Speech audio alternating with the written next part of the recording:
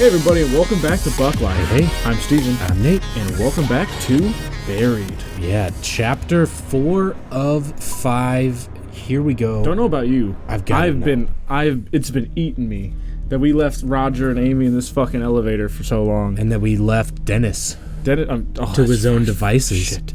The ride up the elevator is tense. I take a series of deep breaths, doing everything I can to stay in control. Amy has gotten back to her feet, but her head is pressed against the elevator wall as she suppresses a series of sobs. I find myself trying to remember the way these creatures looked, but my mind seems to shudder at the effort.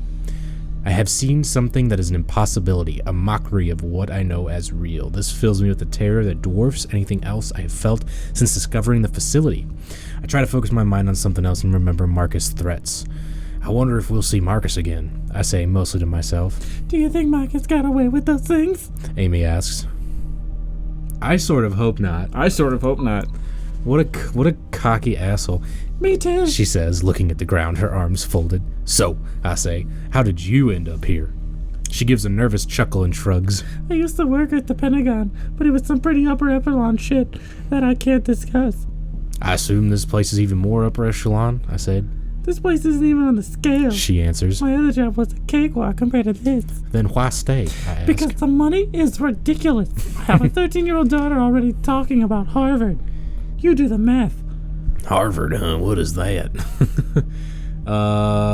There's no reason to be a dick about that was a mom's casual brag. She's always talking about Harvard. Yeah. Whatever. Any other kids? I still think that, both options are a little weird. Yeah.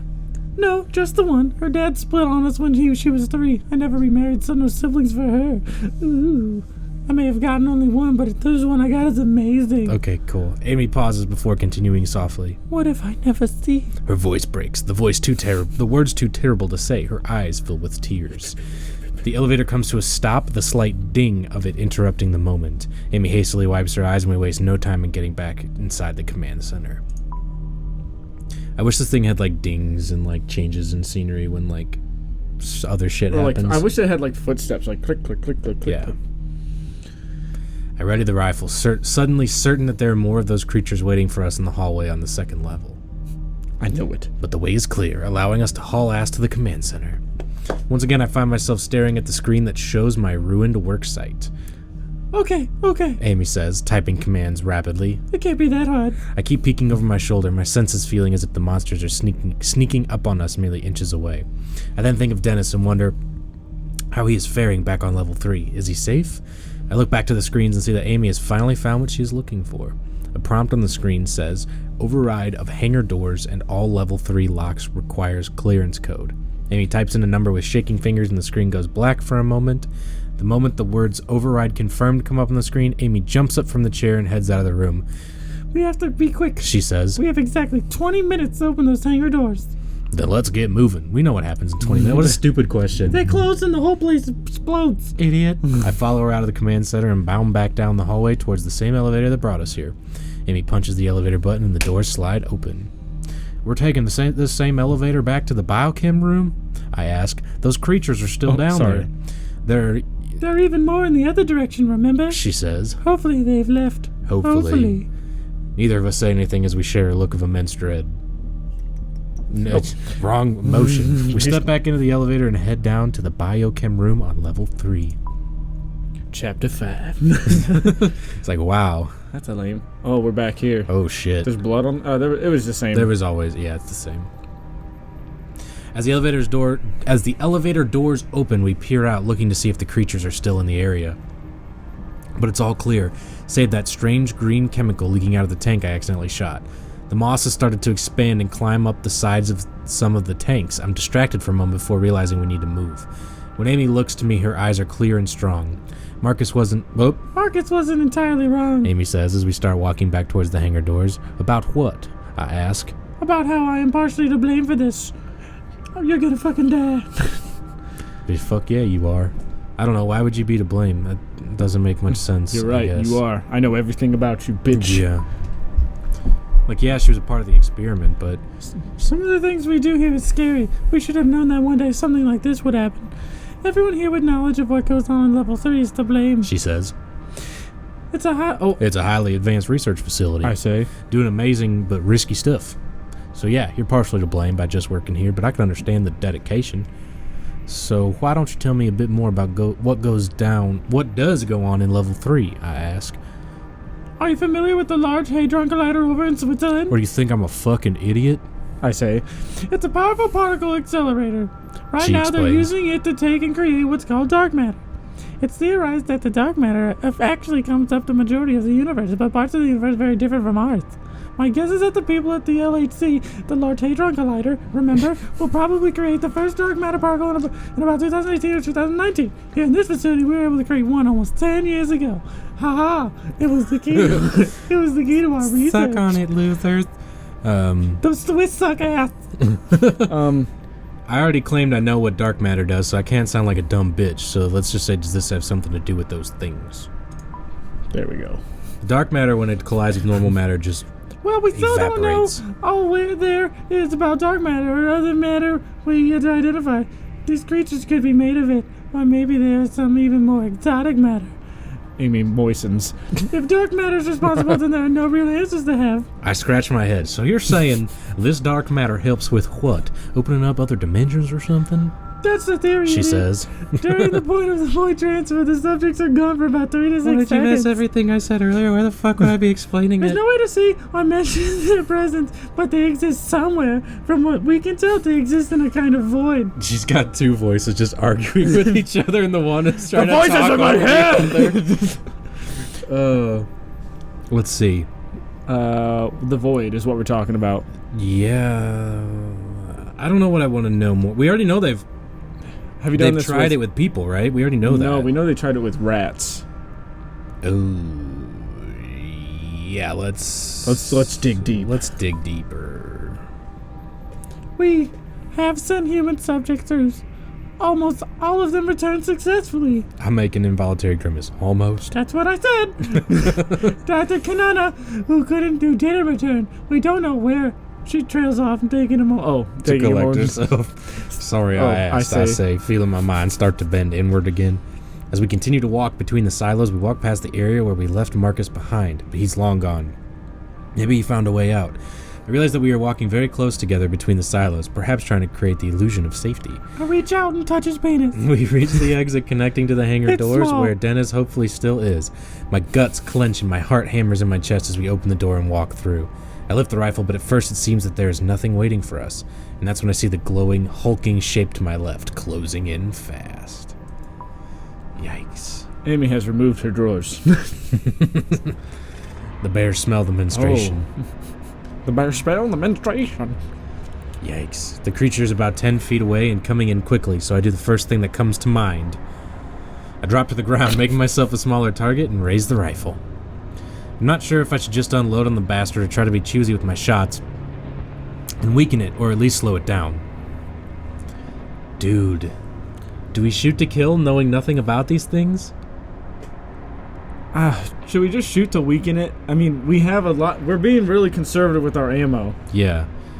We have enough ammo, but I don't want to unload on it because we can kill it. We have the ammo to kill it. maybe. But I feel Maybe like our if we bullets just just keep pass weakening through them, it. we could just... Yeah, we don't know. So I'd rather... let's shoot to weaken. My shot causes the entire milky white frame to jerk to the floor. It's Marcus. Ah, fuck! It flounders, its ghost-like tentacles writhing with rage as it cries out at me. It seems to turn and jerk away, parts of it appearing and disappearing every few feet. It moves down the hall and out of sight. I look quickly around for the others, but there's only Amy. She looks at where the monster went with wide eyes, her face is pale, and I wonder if, like me, she's able to feel her mind trying to retreat. Come on, I say. Let's find Dennis and get through these hangar doors. Amy glances at her watch and nods. Already down to 6 minutes. We turn towards the hangar door and I'm a little disgusted with myself because the bloody scene that so shocked me before now seems mild. Amy goes to work on the computer console on the side of the doors. She starts punching in keys before saying, This is going to take some time. "Well, you've got 6 minutes. I thought you already unlocked it." I I asked. did. She says. But for this door, there's still security permissions I need to hack. Marcus would have known how to do this, a bitch. She trails off and I decide to let her work. Suddenly, something slams into me. I feel my feet leave the floor and I am literally thrown across the concrete. I look up in time to see one of the creatures. It's apparently in no hurry to attack me again, focusing on Amy instead. She's not armed. I need to come up with a plan to get this thing away from her so she can focus on getting the door open. Do I pull down my pants and say ooga booga booga? Yes. It raises one of its flickering appendages, making me certain that part of its makeup is pure light and energy. I could easily take a shot with my rifle, but my mind again goes to how much remaining ammo I have.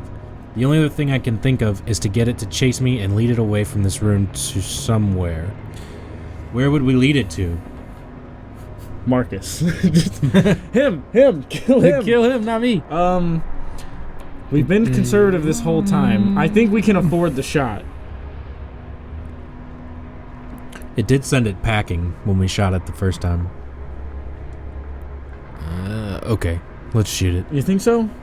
I don't know. Part of me really wants to say distract the monster and run because I want to see what happens. Then we see.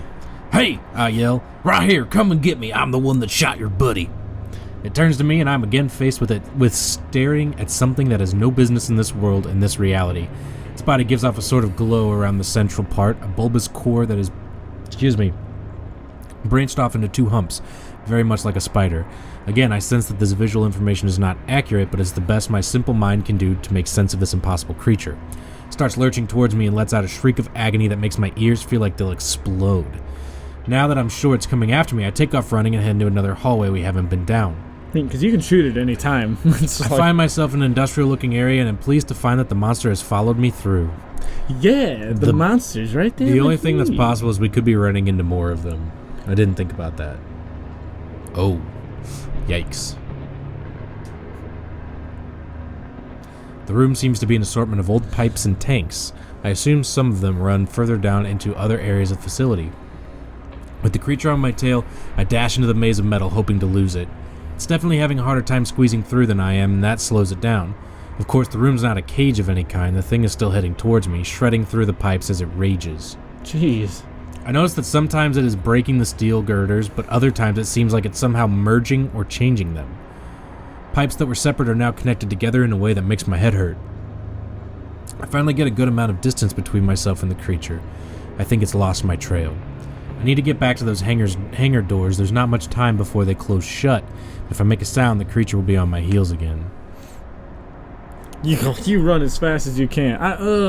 We didn't shoot. I feel like we bought enough time.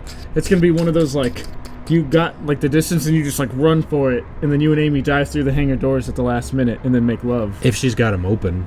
Oh, they're open. Okay, if you have that much faith, let's run. We only have 6 minutes. Time is of the essence. You're right. Amy gets through the hangar doors. They slam shut. There's no time. I think to myself, I have to get moving. With no care of staying silent, I twist myself through some more pipes and make my way back towards the door I entered through. Immediately, the creature picks up on this and turns towards me. Fuck. But I don't even look back. I slide through this rusted obstacle course and sprint back to the hangar doors. Amy torn to shreds by the other two monsters that I left her with. Whoops. I should have shot it. Come on, be open, you bastards. It's closed still. I don't know if that's the picture. I burst back into the large room and see Amy still working on the computer terminal by the hangar doors. You okay? I ask Amy. I can clearly see her battling for control of her faculties. Steeled determination wins out and she gives me a grim nod. Any sign of where Dennis went? I ask, hoping she hasn't noticed his body somewhere. Not really. She I've replies. been working on the computer. It's then that I realize that I have no idea how many rounds I have remaining in the rifle. This isn't a model I'm familiar with outside of some deer hunting. I'm not much of an expert on firearms. Still, I'm able to locate the chamber easily to see that there's 4 rounds left. Not great, but it could be worse. How are we on time? I ask her. 4 minutes. I'm going as fast as I can. I was worried how long it would take you to lose that thing. Well, I say, I decided it was better to get back quickly than to... At that moment, the creature screams on the other side of the door. He'll be in here any second. Amy does her best to focus on the keyboard, but there's still no sign of Dennis. Before I have time to look around, a screeching sound erupts from the other end of the room. I bring the rifle up in a shooter stance and turn around. With the hangar doors right behind me, no signs of Dennis, and a closing window of time, I have to be confident. Yet when 2 monsters come around the corner, my body wants to shut down. I shit my pants. The appendage... I fire and I miss. I fire and I miss. The appendages seem to jump in time and space, reaching out for a split second, independent of the body, and then disappearing back to where they came from. It turns and screeches at me, its glowing tentacles shaking out of its body. My knees tremble uncontrollably. Behind me, Amy shrieks. Ah! I feel myself losing control, my mind sliding into the abyss of insanity. I pull myself back from the brink. I've got to stay in control. Are the hangar doors open? I don't know. Like, does... Turn away, does that mean it's like, I just got monsters to my back and I'm just like... They can't see me if I can't see them. I'm gonna turn away. Are you? Dude, we got 4 bullets. 2 monsters. Yeah, because if we shoot them and then we get out, then we only have 2 bullets left. If we have 2 bullets left. If we can get out without shooting... This doesn't seem like a game where it's going to kill us at chapter 4. I guess it could. Alright, let's try it. I could stand here and use my last 4 shots, but what good would that do? So instead, I turn to face the hangar doors. How much longer before you can open these things? Not long, She says, furiously typing into the terminal as commands flood the screen. I doubt it, I think to myself. Can I do anything to help? I ask. She doesn't appear, or she doesn't answer. Deep in concentration, I turn back around and see a looming shape appear. The creature comes around the corner, screaming out that static-like sound. I step away from Amy and the hangar doors and turn towards the monsters ready to defend her. I ready my rifle, but the creature wastes no time. It makes that jerky motion towards me, and there's a sharp pain in my chest as it collides with me. Or through me, it's hard to tell. My instinct is to try to grapple or hold this thing down, but then I realize I don't even know if that will work. Oh boy. Did we mess up? I think... No, I think we would have missed. I fired and missed. I fire again. Missed. Fell asleep. Had a popsicle. Can we... I don't think we should try to have any contact with this thing. I don't think so either. I think we should try to get away. We should try to get away from it. But if we try to get away from it, are we going to, like, make Amy vulnerable? I don't think so. Let's try to get away. I feel like... I think grabbing it would just kill us. I figured I'd rather not try to learn more about the physical nature of this thing right now. I tuck and roll away from it, then stand up to face it. With a scream of defiance, I raise the rifle and put a round in its core. The shot lands dead center and the light inside of it flickers almost violently. It falls back against the wall, issuing a hiss of its telltale static noise. It then jerks away and retreats, at least for now. Another terror appears as if out of nowhere, screaming at me with its high-pitched whine. It bounds forward, charging me in its strange, spastic way. I aim the rifle, intending to take this one in the core, too. I take several shots, but it's still coming at me. As it slams into me, I realize that I only have 1 bullet left. On contact, the wind is knocked out of my lungs and the back of my head strikes the floor. Damn it. But neither of these things is as alarming as the fact that the beast is on top of me. Its exterior is like a seashell that has been pounded by the surf for so long that it has lost all edges and ridges. But the grip it tries to capture me with is pure violence. I feel those light-soaked appendages start to wrap around me. I raise the rifle knowing I still have 1 shot left. The weight of the monster is erratic. One moment I feel weightless, another I feel like I'm going to be crushed. I push upwards with the rifle to aim, but it is overpowering me. I'm not sure I'd be able to get an effective shot off. I see the core of its body, a spider-like shape, connected to the rest of it by thin white strings of tissue. I know I'll be dead within seconds unless I can manage a shot, but I don't know where to aim. This thing has already survived for so long.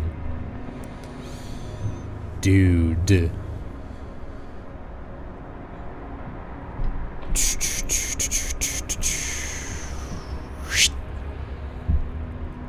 Man, I don't know.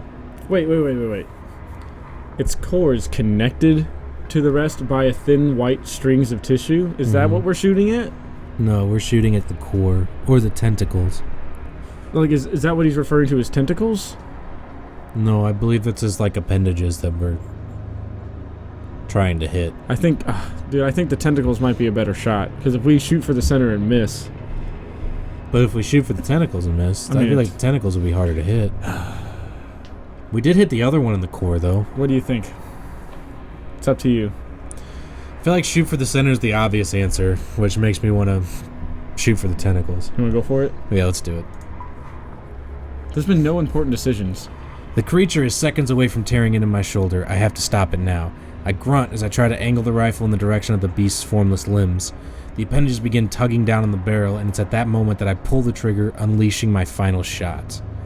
The shot aggravates it enough to win me some breathing room. I've saved my shoulder, but this thing's still alive and kicking. Thank God I saved this bullet earlier. Ooh. But then I see the creature extend its tentacles in a violent whip-like motion, scampering away while making that static, screeching sound. The creature disappears into thin air and reappears a few feet from me, retreating.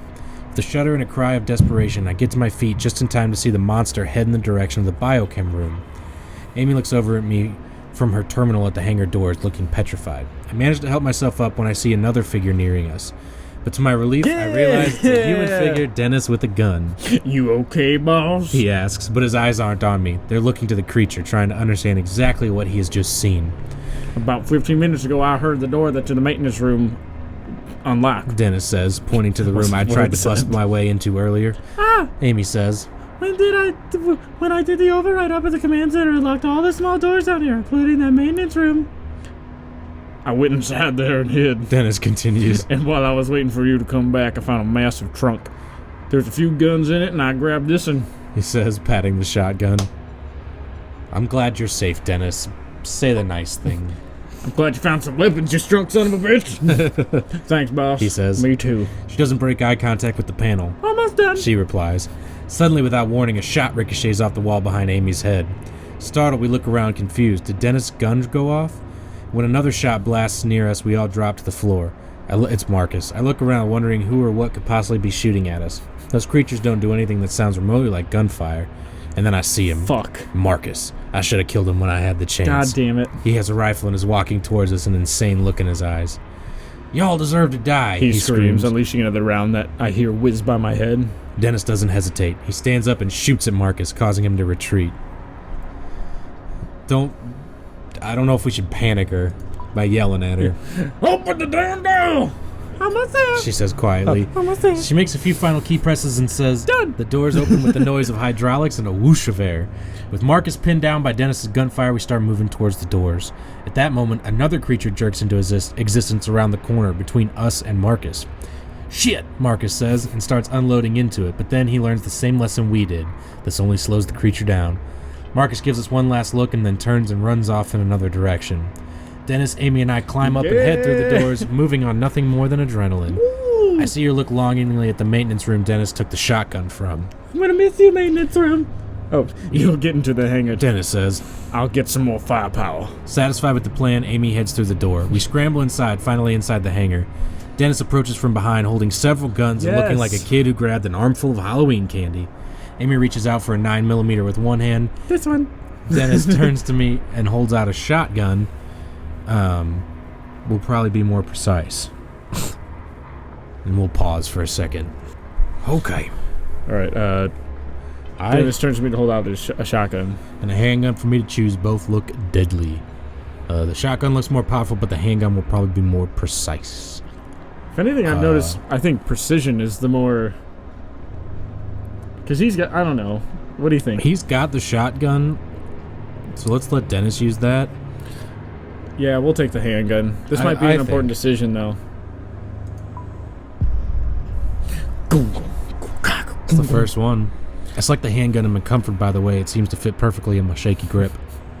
There are more creatures coming, as many as a dozen. Oh, shit. They're floating down the hall quickly, their tentacles slithering. The way their light seems to mingle together is almost beautiful. Close the door! I yell at Amy. She dashes to another terminal mounted on the inside of the hangar doors. Ungrateful asshole. And tries desperately to close them. It's not working! She says with tears in her eyes. This terminal's disabled! Dennis looks through the open doors, readying himself to shoot the first monster that's near us. Shoot the first monster then near us? What? Should we try to slow down a few or just run for it? He asks, giving his gun at the ready. Let's run for it, because shooting them just slows them down. Good idea, says Amy. With that, we turn around and sprint out onto the hangar floor. I have such a vivid, this is weird. It's better than, a book. I have such a vivid mind's eye of, what's happening here. And they're providing us, settings and stuff to put us into. I can just see it. How do you imagine Amy? Just real quick. Short, brunette, probably she got glasses. 125, totally 130 with glasses. The room is enormous, so large to call the room almost seems silly. A large concrete floor stretches out below an expansive lofted ceiling. The area is mostly empty except for one side, which has rows and rows of metal barrels. Back on the far wall is a lit area that seems to expose more rooms, labs, and machinery. Also in the rear of the hangar, I can see some kind of chamber or control center. Dennis and I follow Amy across the hangar floor. Behind us, a series of rough, slithering sounds tell us that the creatures have made their way into the hangar. From somewhere up ahead, a loud buzzing noise sounds out. Reminds me of the slight buzzing I'd heard in the forest. The noise that got me into all this trouble in the first place. I look ahead and see that in the far back of the hangar a bright red light is flashing. There's a small hatch or door below the light. The hatch is open and I can see a shape inside it. I can barely make out the figure of a man standing there, holding an industrial microphone, and as soon as I see him, I hear his huge amplified voice. It blares down over an intercom system and he sounds pissed. "I don't know who the hell you are," he says, "but this is a government facility on lockdown and there are protocols to shit." I assume the curse coincides with the exact moment he sees the creatures. They are making their way through the hangar doors. There may be 20 feet between us and the creatures. I act instinctively, firing twice as the handgun comes alive in my hand. One shot goes in the core of one monster, causing it to jerk backwards. Another shot slows down another. The accuracy I get with the 9mm is amazing. Amy and Dennis take the cue and start firing as well. The floor becomes littered with a swirling white fluid from the wounded creatures' bodies, but they are not slowing down. The alarm keeps shrieking behind us, and when I turn to see if anything has changed back there, I trip over my feet. I hit the ground hard, and in an almost comic fashion slide several feet across the floor.